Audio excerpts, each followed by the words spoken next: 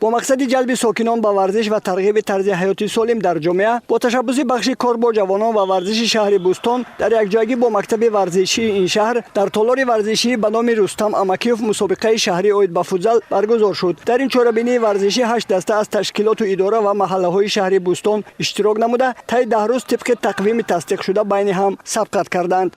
باعث خرسندی است که امسال سال 2020 از طرف فدراسیای فوتبال جمهوری تاجیکستان سال رشد فوتبال اعلان گردید.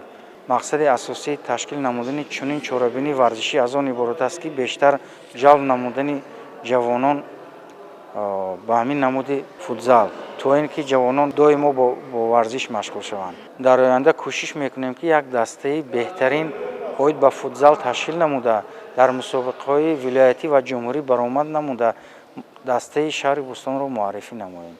از بین دسته‌های اشتراکچی تیم‌های پامیر بوستان و دانشکده کوهی متالورگی تاجیکستان در این شهر امکانات ادامه دادن سبقت را در دور نهایی پیدا کردند. بازیگران دسته پامیر در دیدار نهایی مهارت بلند نشان داده حریفانشان را با حساب 5-3 شکست داد. والیبال جایزه‌داران مسابقه با جام، مدال و افتخارنامه و تحفه‌های خاطروی قدردانی کرده شدند. با مقصد رشد فوتبال در شهر بوستان مسئولین مکتب ورزشی این شهر تصمیم گرفتند در سال جاری که از طرف فدراسیای فوتبال مملکت سال رشد فوتبال اعلان شده است برگزاری همین گونه مسابقه ها را بیشتر برآورده.